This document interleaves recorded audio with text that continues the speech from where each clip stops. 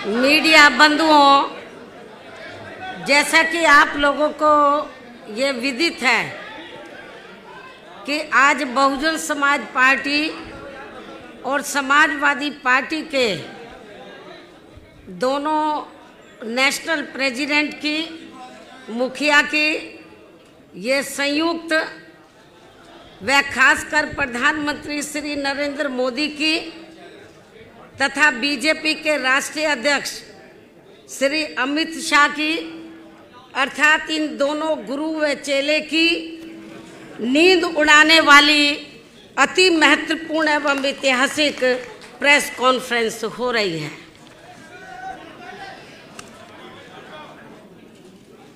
हालांकि इसकी वास्तव में पृष्ठभूमि ये है कि हमारी पार्टी बीएसपी ने परम पूज्य बाबा साहब डॉक्टर भीमराव अंबेडकर के देहांत के बाद उनके अधूरे पड़े कारवां को न केवल गति प्रदान की है, बल्कि काफ़ी उतार चढ़ाव का सफ़र तय करते हुए उसे ऐतिहासिक सफलताएं भी प्रदान की हैं।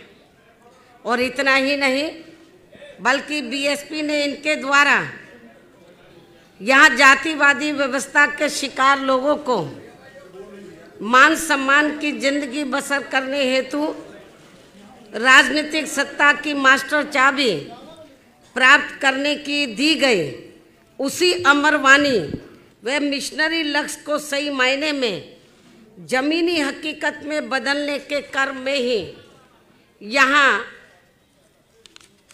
लोहिया जी के बताए हुए रास्तों पर चल रही समाजवादी पार्टी से पहले सन 1993 में मान्यवर श्री कांशीराम जी व श्री मुलायम सिंह यादव जी के नेतृत्व में उत्तर प्रदेश में विधानसभा के हुए आम चुनाव में चुनावी गठबंधन करके ये चुनाव लड़ा गया था। और फिर उसके परिणाम स्वरूप ही उत्तर प्रदेश जैसे देश के सबसे बड़े व महत्वपूर्ण राज्य में हवा का रुख पूरी तरह से बदलते हुए तथा बीजेपी जैसी घोर जातिवादी व सांप्रदायिक पार्टी को पछाड़ते हुए तब यहाँ सरकार भी बनाई गई थी। हालांकि ये गठबंधन कुछ गंभीर कारणों की वजह से ज़्यादा लंबे समय तक नहीं चल सका था,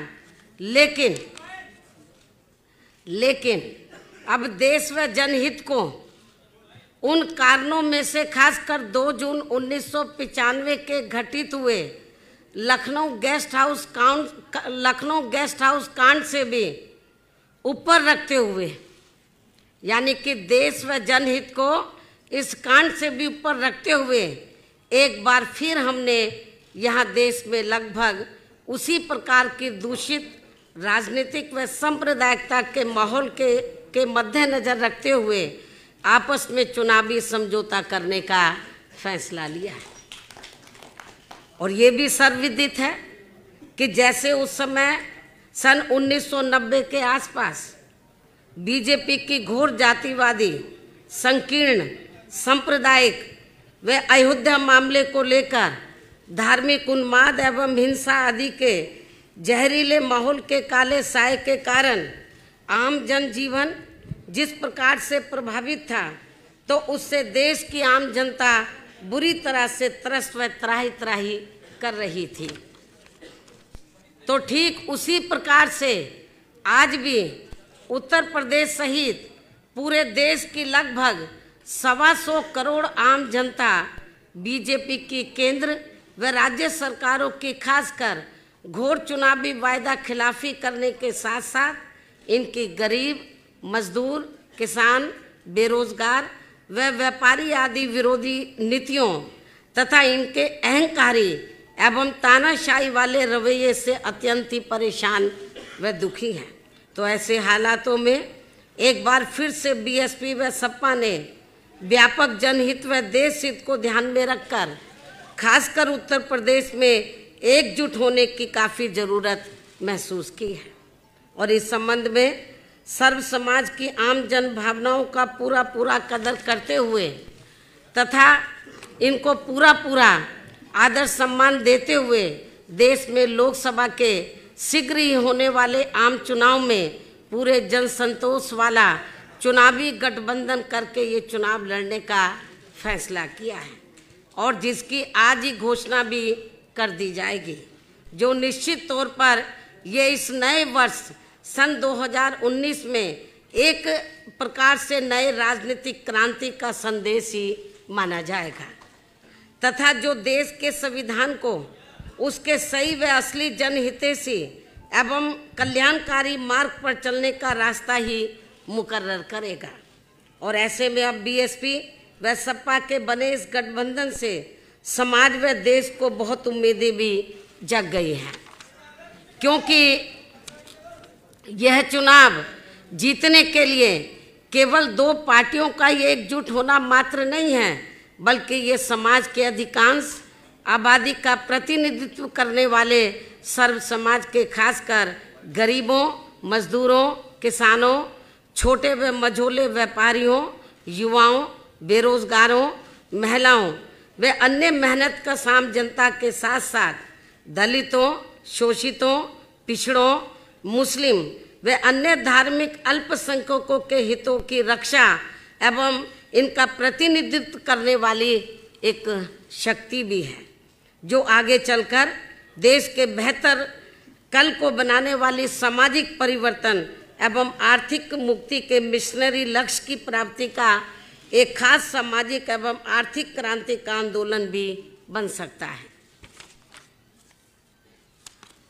इसके साथ ही वैसे आपको ये भी मालूम है कि देश में पिछले लोकसभा और उसके बाद उत्तर प्रदेश में विधानसभा के हुए आम चुनाव में भी बीजेपी ने जिस प्रकार से केंद्र व उत्तर प्रदेश में यहाँ बेईमानी से अपनी सरकार बनाई है और जिनकी गलत नीतियों व गलत कार्य प्रणाली आदि से जनता आज बहुत ज़्यादा दुखी है, जिसे अति गंभीरता से लेते हुए फिर ऐसी जन विरोधी पार्टी को आगे सत्ता में आने से रोकने के लिए हमने पहले ही यहाँ उत्तर प्रदेश में कुछ लोकसभा व विधानसभा की सीटों पर हुए उपचुनाव में इनके अधिकांश उम्मीदवारों को हरा के इसकी शुरुआत भी कर दी है, जबकि इन चुनावों में कांग्रेस पार्टी के उम्मीदवारों की तो जमानत ही जब्त हो गई थी और फिर इसके बाद से पूरे देश में यह आम चर्चा शुरू हो गई कि उत्तर प्रदेश में 80 लोकसभा की सीटें हैं और यदि बीएसपी व सपा यहाँ गठबंधन करके लोकसभा का आम चुनाव लड़ते हैं तो फिर इस बार केंद्र में बीजेपी को सत्ता में आने से जरूर रोका जा सकता है। और वैसे भी इनके चुनावी वायदा खिलाफी, कुशासन व गलत नीतियों एवं जातिवादी, संकीर्ण, द्वेषपूर्ण, सांप्रदायिक व पूंजीवादी तथा अहंकारी व तानाशाही वाले रवैये एवं कार्य प्रणाली से अब पूरे देश में गरीब, मजदूर, किसान, व्यापारी व अन्य मेहनतकश लोगों के साथ साथ खासकर दलित, आदिवासी, पिछड़ा वर्ग, मुस्लिम व अन्य धार्मिक अल्पसंख्यक समाज के भी लोग अपनी विभिन्न समस्याओं को लेकर अभी तक भी हमें काफ़ी ज़्यादा दुखी व चिंतित ही नजर आते हैं। इसके साथ ही इनके बिना पूरी तैयारी के विशेषकर नोटबंदी व जीएसटी के लिए गए फैसले से तो इनकी कमर और भी ज़्यादा तोड़कर रख दी गई है, जिन्हें खास ध्यान में रखकर ही व इन लोगों के हितों को प्राथमिकता देते हुए अर्थात इनके हितों में लखनऊ गेस्ट हाउस कांड को भी किनारे करके फिर हमने आबादी व लोकसभा की सीटों के हिसाब से भी देश के सबसे बड़े प्रदेश उत्तर प्रदेश में यहाँ लोकसभा का आम चुनाव गठबंधन करके लड़ने का ही फैसला लिया है, ताकि इस बार बीजेपी एंड कंपनी के लोगों को किसी भी कीमत पर केंद्र की सत्ता में आने से या विशेषकर उत्तर प्रदेश से ही रोका जा सके। और वैसे भी हमें ये पूरा भरोसा है कि जिस प्रकार से हमने अर्थात बीएसपी व सपा ने मिलकर अभी तक यहाँ लोकसभा व विधानसभा के हुए सभी उपचुनावों में बीजेपी के अधिकांश उम्मीदवारों को बुरी तरह से हराया है, तो फिर ये बीएसपी व सपा का बना गठबंधन देश में जल्दी ही होने वाले लोकसभा आम चुनाव में भी खासकर यहाँ उत्तर प्रदेश से बीजेपी के उम्मीदवारों को अब किसी भी कीमत पर कामयाब नहीं होने देगा, जिसकी हमें पूरी उम्मीद भी है। लेकिन अब यहाँ आप लोग हमसे ये भी जरूर जानना चाहेंगे कि हमने इस बने गठबंधन में कांग्रेस पार्टी को शामिल क्यों नहीं किया है। मैं जरूरी बातें आप लोगों के सामने रखना चाहूँगी ताकि आपको सवाल पूछने के लिए कोई तकलीफ ना उठानी पड़े। लेकिन अब यह आप लोग हमसे ये भी जरूर जानना चाहेंगे कि हमने इस बने गठबंधन में कांग्रेस पार्टी को शामिल क्यों नहीं किया है, जबकि इस संबंध में आप लोगों को भी ये मालूम है कि आज़ादी के बाद काफ़ी लंबी अवधि तक केंद्र व उत्तर प्रदेश सहित देश के अधिकांश राज्यों में भी ज़्यादातर यहाँ कांग्रेस पार्टी ने ही एक सत्र राज किया है, जिसमें विशेषकर कमज़ोर वर्गों के साथ साथ गरीब, मजदूर, किसान, व्यापारी एवं अन्य विभिन्न क्षेत्रों में लगे मेहनतकश लोग आदि ये सभी काफ़ी ज़्यादा परेशान रहे हैं।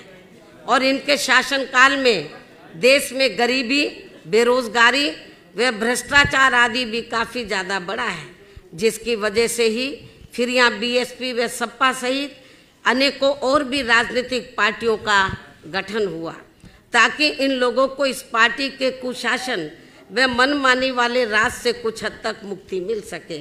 ऐसी स्थिति में केंद्र व राज्यों में चाहे सत्ता यहाँ कांग्रेस पार्टी या बीजेपी एंड कंपनी के लोगों के हाथों में आए तो भी बात एक ही है, अर्थात इन सब की नीतियाँ, सोच व कार्यशैली आदि अभी तक भी हमें लगभग एक जैसी अधिकांश नजर आती है।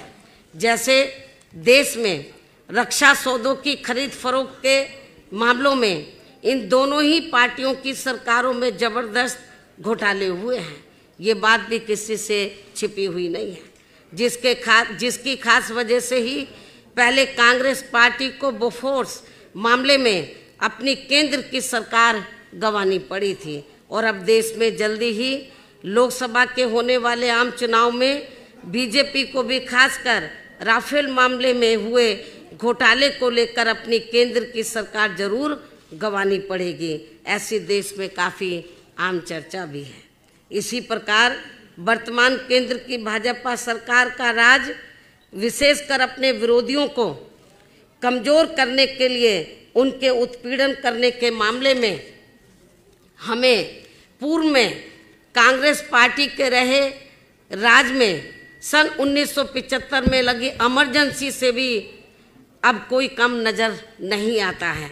अर्थात फर्क केवल इतना ही है कि इस मामले में कांग्रेस पार्टी के राज में उस समय घोषित इमरजेंसी थी और अब बीजेपी के राज में अघोषित इमरजेंसी लगी हुई है, जिसके असंख्य उदाहरण आप लोगों के सामने हैं। और इसके लिए अब ये लोग अपनी सरकारी मशीनरी का जबरदस्त दुरुपयोग करके वे जनता में अपने प्रभावशाली विरोधियों से घबराकर उनके विरुद्ध जबरदस्ती के काफ़ी वर्षों पुराने गड़े मुर्दे उखाड़ने में लगे हैं, जिससे अब इनको देश में शीघ्र ही लोकसभा के होने वाले आम चुनाव में सन 1977 की तरह ही काफ़ी भारी नुकसान भी होने वाला है।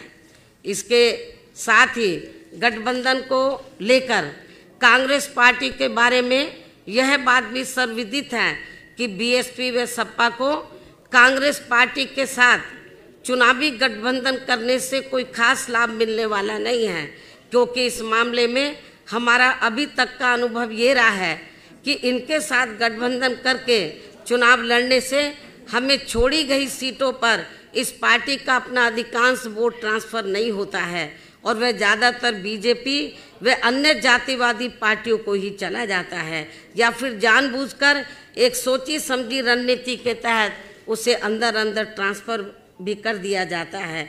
जबकि हमारी पार्टी से जुड़ा पूरा का पूरा वोट एक तरफा हमारे साथ गठबंधन की गई किसी भी पार्टी को पूरी ईमानदारी से ट्रांसफर हो जाता है, जिससे कांग्रेस पार्टी जैसी पार्टियों को तो हमसे पूरा लाभ मिल जाता है, लेकिन हमारी जैसी ईमानदार पार्टियों को इसका कोई खास लाभ इनसे कोई खास लाभ नहीं मिल पाता है, और इससे फिर हमारी पार्टी का वोट प्रतिशत और कम हो जाता है, जिसका कड़वा अनुभव हमने यहाँ उत्तर प्रदेश में ही सन 1996 में विधानसभा के हुए आम चुनाव में कांग्रेस पार्टी के साथ गठबंधन करके किया भी है।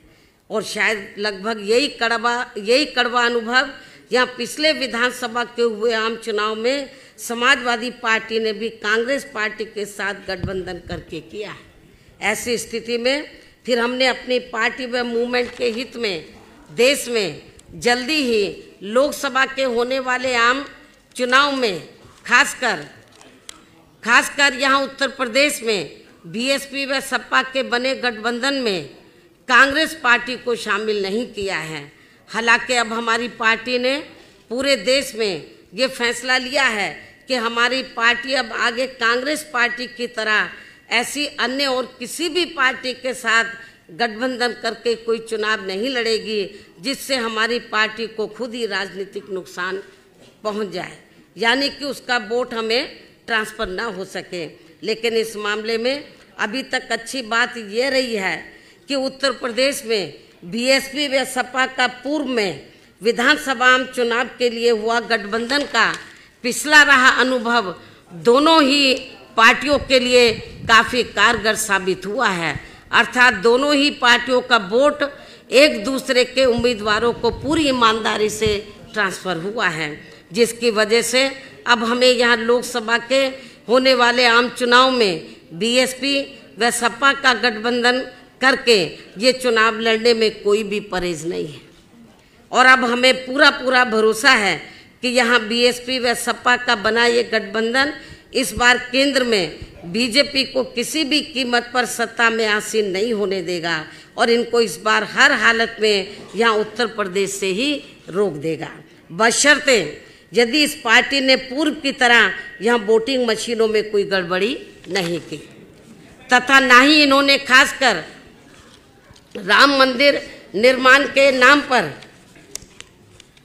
यहाँ की जनता की धार्मिक भावनाओं के साथ कोई खिलवाड़ आदि किया। इन्हीं जरूरी बातों के साथ ही अब मैं उत्तर प्रदेश में बीएसपी व सपा के बने इस गठबंधन के संदर्भ में ये कहना चाहूँगी कि उत्तर प्रदेश में इन दोनों पार्टियों का यहाँ लोकसभा चुनाव में एक साथ मिलकर चुनाव लड़ने का हमारा ये गठबंधन फाइनल हो चुका है, और इसके लिए हमने दिनांक 4 जनवरी को दिल्ली में इकट्ठा बैठकर वे काफ़ी गहन सोच विचार करके प्रदेश की सभी 80 लोकसभा की सीटों का फाइनल बंटवारा भी कर लिया है। और इसके बाद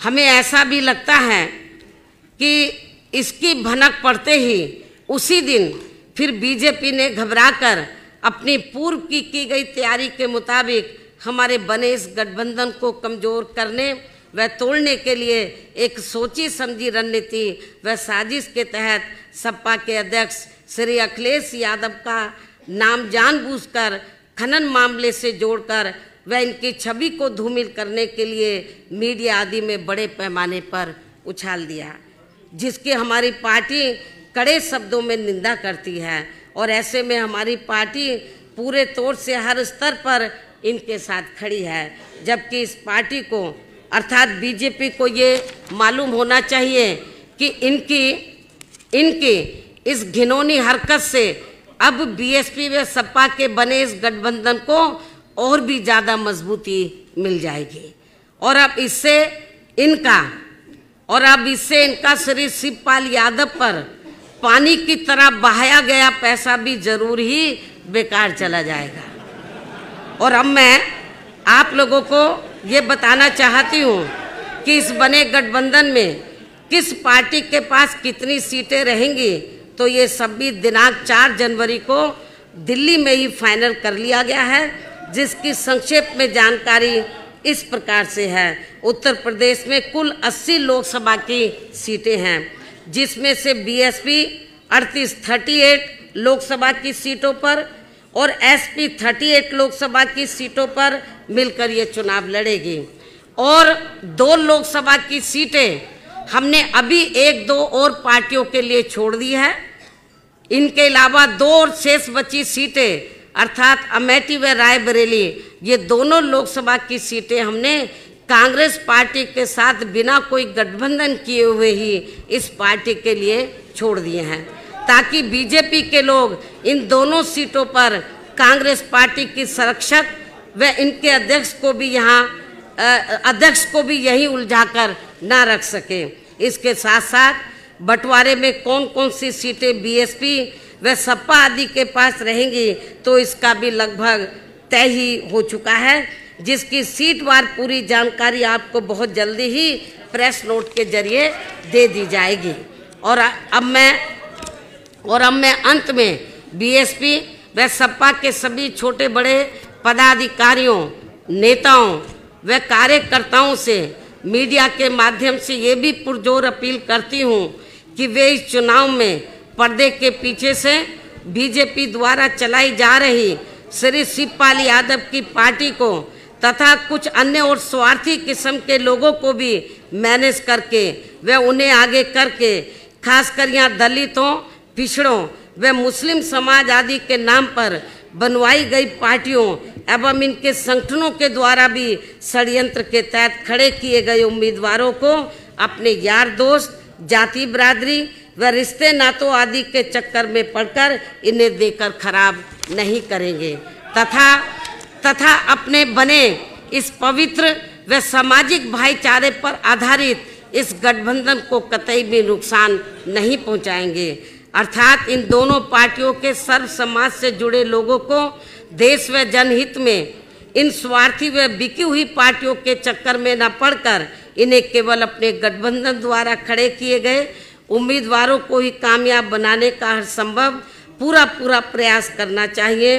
तभी फिर सही मायने में हमारा यहाँ अपने संतों, गुरुओं व महापुरुषों आदि का मानवतावादी सोच पर आधारित इनका सर्वजन हिताय व सर्वजन सुखाय का सही सपना जरूर साकार हो सकता है। इस उम्मीद के साथ ही अब मैं आप सभी मीडिया को तथा सपा व बसपा गठबंधन के सभी लोगों को भी नव वर्ष सन 2019 की अपनी हार्दिक बधाई देती हूँ व उनके उज्जवल भविष्य की भी कामना करती हूँ। और अब सपा के अध्यक्ष श्री अखिलेश यादव भी इस बने गठबंधन के संबंध में अपनी बात आप लोगों के सामने रखेंगे। धन्यवाद। चलिए, मैं सबसे पहले आदरणीय मायावती जी का बहुत बहुत धन्यवाद देना चाहता हूं। साथ ही साथ बहुजन समाज पार्टी और समाजवादी पार्टी का जो गठबंधन आपने स्वीकार किया है, उसके लिए भी मैं बहुत बहुत बधाई और मुबारकबाद देता हूं। भाजपा शासन के पिछले 5 सालों में पूरे देश में गरीबों, मजदूरों, किसानों, छोटे उद्योगों, दुकानदारों, नौजवानों, दलित, पिछड़ों, महिलाओं और यहाँ तक कि बच्चियों पर जितना अन्याय और अत्याचार हुआ है उसकी कल्पना करना भी मुश्किल है। भगवान राम और भगवान कृष्ण की जन्मभूमि उत्तर प्रदेश में तो भाजपा की सरकार ने इतना अत्याचार किया है कि स्वयं भगवान भी असहनीय पीड़ा हुई होगी। केंद्र और उत्तर प्रदेश की भाजपा सरकार ने देश और समाज को एक सूत्र में बांधने की बजाय समाज में नफरत का वातावरण बनाया है। लोगों ने भाईचारा बढ़ाने की बजाय लोगों को जात पात के नाम पर बांटने का काम किया है। भाजपा की उत्तर प्रदेश सरकार ने तो उत्तर प्रदेश को जातीय प्रदेश ही बनाकर रख दिया है। उत्तर प्रदेश में जात और धर्म को देखकर बेकसूर लोगों के एनकाउंटर किए जा रहे हैं। अस्पताल में इलाज शुरू करने से पहले मरीजों की जात पूछी जा रही है। थानों में रिपोर्ट लिखने से पहले फरियादी की जात पूछी जा रही है। यहाँ तक कि दुर्घटना में घायल व्यक्ति को सहायता देने से पहले भी उसकी जाति पूछी जा रही है। और अब तो स्थिति यहां तक आ गई है कि भाजपा के नेताओं ने भगवानों को भी जातियों में बांटना शुरू कर दिया है। अपनी नाकामियां, अपनी विफलताओं और असली मुद्दों से जनता का ध्यान हटाने के लिए भाजपा द्वारा देश और प्रदेश में धार्मिक उन्माद फैलाकर भय और आतंक का वातावरण बनाया जा रहा है। गरीबों की बहू बेटियों की इज्जत को सरेआम बेआबरू किया जा रहा है। उचित इलाज न मिलने के कारण गरीबों के हजारों बच्चे रोजाना सरकारी अस्पतालों में मारे जा रहे हैं। खाना न मिलने का कारण करोड़ों लोग रात को भूखा सोने पर मजबूर हैं। पूरे देश में अराजकता का वातावरण है। अन्याय और अत्याचार के कारण शरीफ लोगों का जीना मुश्किल हो रहा है। केंद्र सरकार की गलत नीतियों के कारण गरीब किसान हर रोज आत्महत्या कर रहे हैं। देश के नौजवान भाजपा के झूठे वादों से आहत और निराश होकर के बेरोजगारी के कारण आत्महत्या कर रहे हैं। देश और समाज के इन सुलगते मुद्दों से बेखबर भाजपा सरकार बड़े बड़े उद्योगपतियों को खुश करने के लिए उनके बड़े बड़े लोन माफ कर रही है। इतना ही नहीं, हीरे के उद्योगपतियों की सुविधा के लिए अहमदाबाद से मुंबई के बीच बुलेट ट्रेन को जल्द से जल्द चालू करने के प्रयास किए जा रहे हैं। मेरी आवाज अगर भाजपा के नेताओं तक पहुंच रही हो तो वो सुन लें। धर्म की आड़ में देश और समाज में नफरत का जहर घोलने वाली भाजपा की कूटनीति का विनाश करने के लिए और भाजपा के अत्याचारों से आम जनता को मुक्ति दिलाने के लिए समाजवादी पार्टी और बहुजन समाज पार्टी ने एकजुट होने का निर्णय लिया है। आगामी लोकसभा चुनाव में उत्तर प्रदेश की सीटों पर समाजवादी पार्टी और बहुजन समाज पार्टी मिलकर के उत्तर प्रदेश से भाजपा का सफाया करेंगे। भाजपा और भाजपा के नेता ये बात भी अच्छी तरह से समझ लें कि बहुजन समाज पार्टी और समाजवादी पार्टी का केवल चुनावी गठबंधन नहीं है, बल्कि भाजपा द्वारा किए जा रहे अन्याय और अत्याचार का अंत भी है। अब बहुजन समाज पार्टी, समाजवादी पार्टी और दोनों पार्टी के कार्यकर्ता मिलकर के भाजपा के अत्याचारों का डटकर मुकाबला करेंगे। मेरे अंतर्मन में बहुजन समाज पार्टी और समाजवादी पार्टी के गठबंधन की नींव उसी दिन से बैठ गई थी जिस दिन से सत्ता के नशे में चूर भाजपा के नेताओं ने आदरणीय मायावती जी पर अशोभनीय टिप्पणियों करने का सिलसिला शुरू किया था और भाजपा ने अपने उन संस्कारहीन नेताओं को दंडित करने की बजाय उन्हें बड़े बड़े मंत्रालय देकर उनके हौसले बढ़ाए थे। अपने मन में मैं बहुजन समाज पार्टी और समाजवादी पार्टी के गठबंधन पर उस दिन अंतिम मोहर लगा दी थी जिस दिन राज्यसभा के लिए बहुजन समाज पार्टी और समाजवादी पार्टी के संयुक्त उम्मीदवार श्री भीमराव अंबेडकर जी को छल, कपट, धोखे और विश्वासघात से हराकर भाजपा के नेताओं ने खुशियां मनाई थीं। भाजपा के अहंकार का विनाश करने के लिए बहुजन समाज पार्टी और समाजवादी पार्टी का मिलना बहुत जरूरी था। आपको याद होगा, मैंने इसीलिए कहा था कि बहुजन समाज पार्टी से गठबंधन करने के लिए अगर हमें 2 कदम पीछे भी हटना पड़ेगा तब भी हम गठबंधन करेंगे और भाजपा के अहंकार को तोड़ेंगे। मैं एक बार फिर आदरणीय मायावती जी का धन्यवाद दूंगा कि कम से कम आपने बराबर का एक दूसरे का सम्मान करने का काम किया है गठबंधन में। आज से समाजवादी पार्टी का प्रत्येक कार्यकर्ता इस बात को गांठ बांध ले कि आदरणीय मायावती जी का सम्मान मेरा सम्मान है और अगर भाजपा का कोई भी नेता आदरणीय मायावती जी का अपमान करता है तो समझ लेना कि वो अपमान आदरणीय मायावती जी का नहीं बल्कि मेरा अपमान हुआ है। हम समाजवादी हैं और समाजवादियों की ये विशेषता होती है कि वो दुख और सुख दोनों में बराबर के हिस्सेदार होते हैं। इसलिए हमें इस रिश्ते को मजबूती के साथ और आगे बढ़ाना है। बहुजन समाज पार्टी और समाजवादी पार्टी के गठबंधन से घबराकर अपनी आदत के अनुसार भाजपा तरह तरह के षड्यंत्र रच सकती है, गलत फहमी पैदा करके हमारे कार्यकर्ताओं के बीच नफरत का वातावरण बना सकती है। भाजपा द्वारा दंगा फसाद कराने का प्रयास भी किया जा सकता है, परंतु हमें संयम और धैर्य से काम लेना है। हमें भाजपा की हर साजिश को नाकाम करना है और आपसी भाईचारे को मजबूत करना है।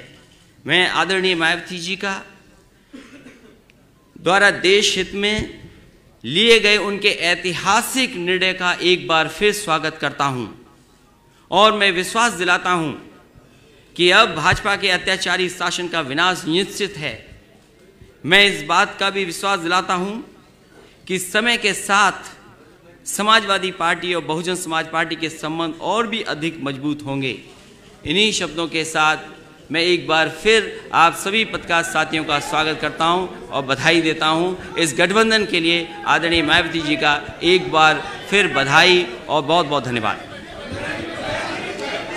अब मैं आप सबको सवालों के लिए आमंत्रित करता हूं। सबसे पहला सवाल Pankaj Jha, ABP news. Shri Pankaj Jha, ABP news, mic पहुंचाएं। Pankaj Jha, ABP news.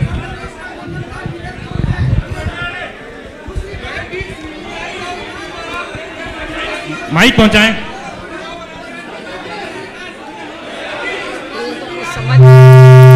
एक एक करके सवाल पूछें।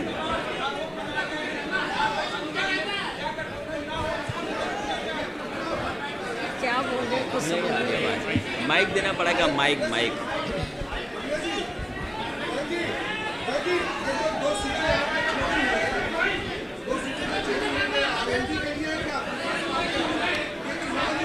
इसका जवाब बहुत जल्दी ही आपके सामने आ जाएगा।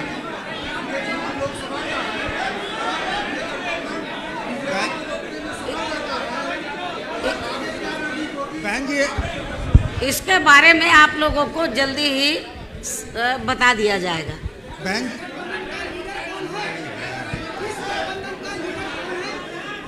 बहन जी आपसे सवाल है। आपको इस गठबंधन के दोनों नेता नजर नहीं आ रहे? बैठे तो हैं।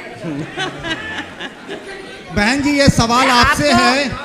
आपको नजर नहीं आ रहा है?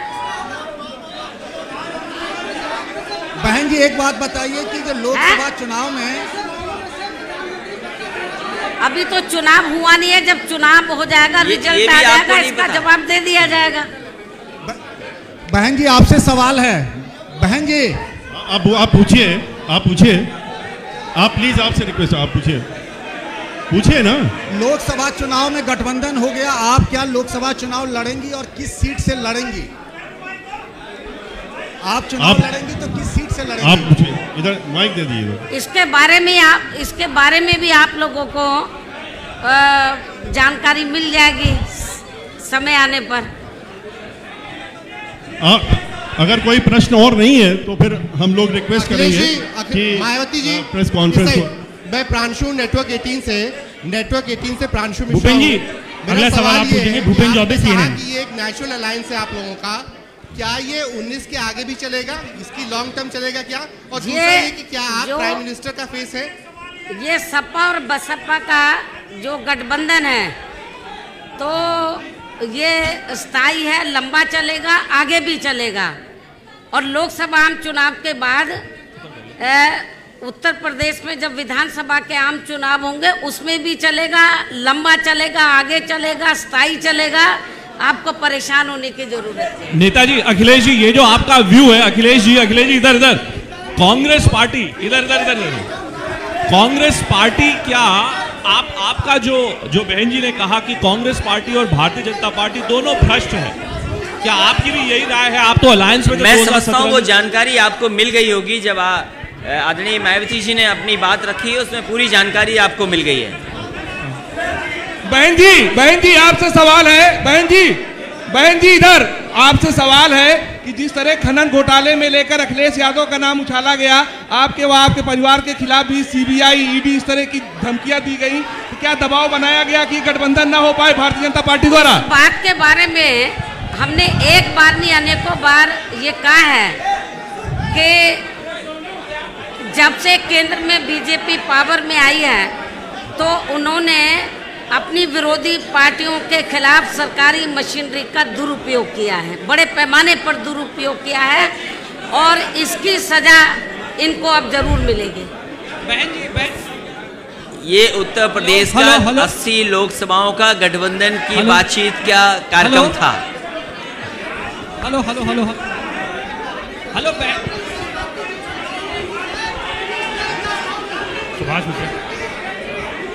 सुभाष मिश्रा जी, आप कुछ पूछना चाहते हैं? आप पूछिए, आप पूछिए।